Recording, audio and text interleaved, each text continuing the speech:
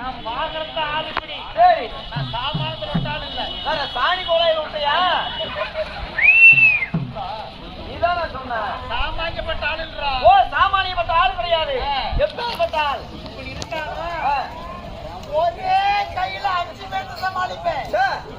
கையில் என்னாச்சு? ஒரு நரம்புக்கே கை வரல. 5 பேர் சமாளிப்பீங்க. ஒரு 10 பேர் சமாளிப்பீங்க.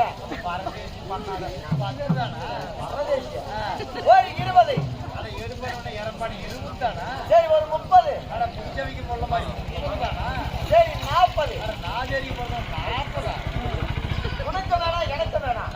2 கையை சேர்த்தா சரியா 100 பேர் 100 பேர் சமாளிப்பீங்க.